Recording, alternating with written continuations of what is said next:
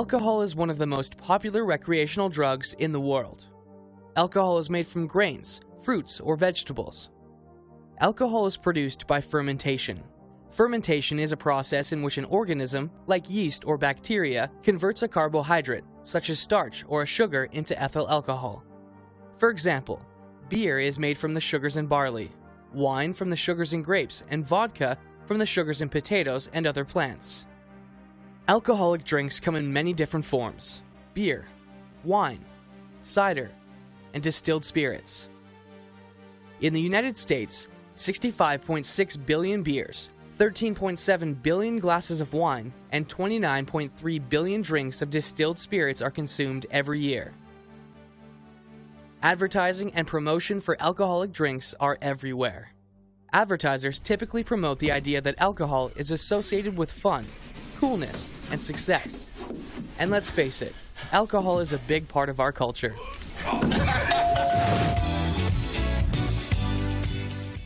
Our society celebrates with alcohol.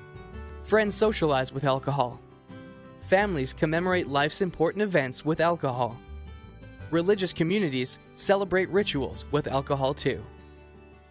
So it naturally raises the question, if alcohol is so widely promoted, so readily available, and consumed by millions of adults, why are people so concerned about teenagers drinking it? Well, there are lots of valid reasons, but first and foremost, alcohol is a drug, and it's illegal for anyone under the age of 21 to drink alcohol. I believe one of the main reasons that you have to be 21 years old to drink alcohol is because the brain doesn't develop fully until one is 26. So the thinking behind it is once someone is 21 years old, they have more capacity to be able to drink and make cognitive decisions afterwards. Deciding whether to drink or not is a personal choice that only you can make, so you're able to make an informed decision. Let's take a look at the facts about alcohol and underage drinking. Before you put a substance in your body, you should know how it's going to affect you. How else can you make a decision regarding your health?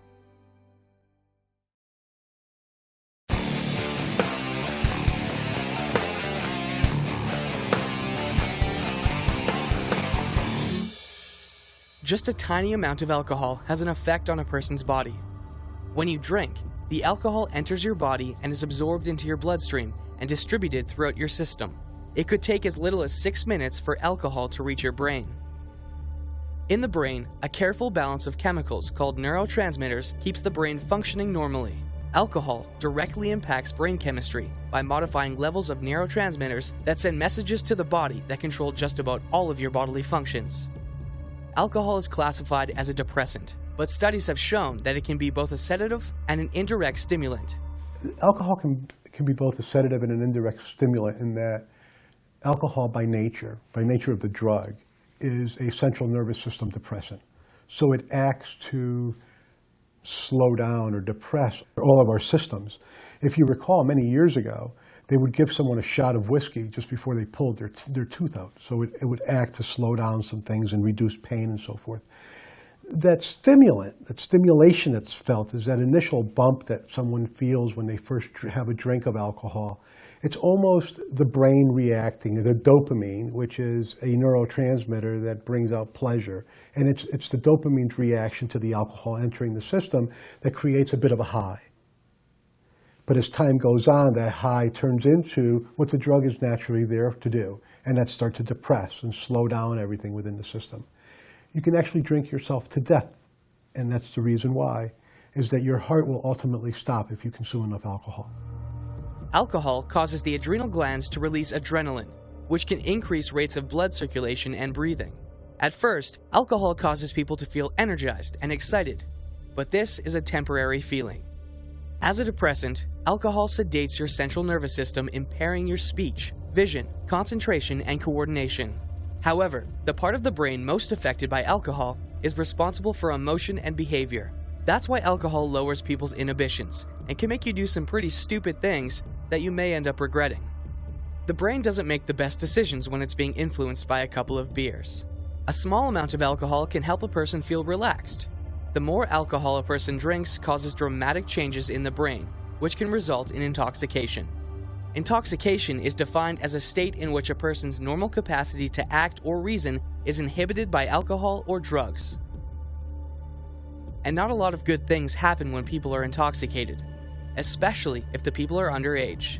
As a matter of fact, underage drinking is a widespread public health problem. 190,000 people under the age of 21 go to the emergency room for serious alcohol-related injuries. And over 4,300 people under the age of 21 die each year from alcohol-related car accidents, falls, burns, drowning, and alcohol poisoning. And most domestic violence issues, about 52%, involve alcohol.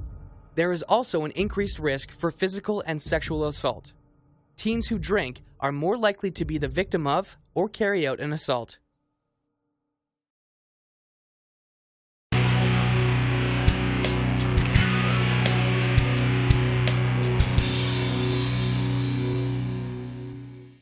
Simply stated, drinking alcohol is more harmful to teens than adults because teenage brains are still developing, and that crucial development continues throughout adolescence and into young adulthood. As people pass through this critical growth period, the consumption of alcohol can lead to lifelong damage to brain functions. Alcohol use has negative effects on information processing and learning, as well as memory, motor skills, and coordination impairment. You also increase the risk of developing some type of alcohol use disorder as you get older. Recent research suggests that teenagers are more likely than grown-ups to abuse alcohol. Also, the younger a person is when they begin drinking, the more likely they are to develop a pattern of abusing alcohol. If young people begin drinking alcohol before the age of 15, they are 4 times more likely to develop alcohol dependence than persons who begin drinking at age 21. This is due to the still developing brain, or frontal cortex. Here's what happens. Alcohol addiction is a chronic disease whereby your body and mind become dependent on alcohol. After it's consumed, alcohol targets the brain's reward system and stimulates brain cells to release the chemical dopamine. Dopamine is a neurotransmitter, or chemical messenger, that regulates emotion, movement, motivation, and feelings of pleasure. The brain records all pleasures similarly. It doesn't matter if it's a drug, a reward, or a satisfying meal. When the brain registers pleasure, there is a release of the neurotransmitter dopamine in the nucleus accumbens, located underneath the cerebral cortex. Alcohol, which is an addictive drug, provides a shortcut to the brain's reward system by flooding the nucleus accumbens with dopamine. Repeated exposure to an addictive substance begins a process in the brain cells that communicates and motivates us to crave the source of pleasure. That's addiction. Alcohol use disorder and alcoholism are really 2 different things.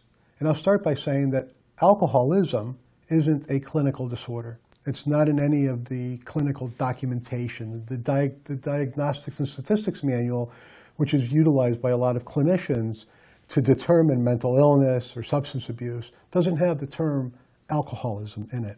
What it does have is use disorder, abuse, and dependence. When something is a use disorder, that means that you're starting to have problems in your interpersonal life, that your life with your family, your work life. Alcohol is starting to interfere. So you have a use disorder. You're utilizing it more than it's starting to get in the way. Abuse is when it starts to get in the way even a little bit further. And I'll say that alcoholism, we can call that dependence, if you will. So now the individual, he or she, will continue to utilize alcohol regardless of any of the consequences that it might have.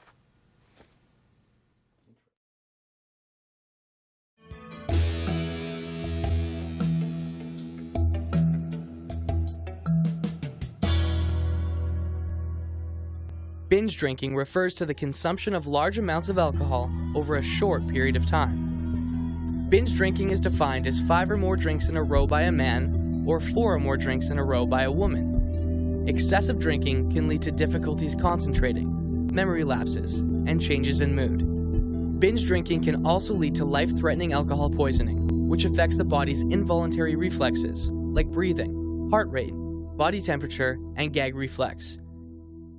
It can potentially lead to coma and death. Signs that someone may have alcohol poisoning include inability to be awakened, seizures, vomiting, extreme confusion, slow or irregular breathing, low body temperature, and bluish or pale skin. Studies have shown that people who binge drink through high school may have some of the symptoms of alcoholism and additional physical and mental health problems. There is effective treatment for those who abuse alcohol, and that treatment is very dependent on the individual themselves. The rooms of Alcoholics Anonymous are very, very helpful. It's just as is individual therapy or group therapy or someone going into a long-term treatment, long-term inpatient treatment. And all of this depends on how long someone has been utilizing alcohol, the level that they've reached in their own lives and what they need. What I will say is this, though, alcohol isn't something that one can just stop using. Alcohol, along with benzodiazepines and barbiturates, are the three drugs that can kill someone if they just stop using them cold turkey. So they have to be medically assisted, otherwise the withdrawal can kill you. You probably know grown-ups who drink, and some of your classmates. They've made the decision to use alcohol. What about you? Here are your choices. Avoid alcohol altogether, and never have to concern yourself with how your body will react.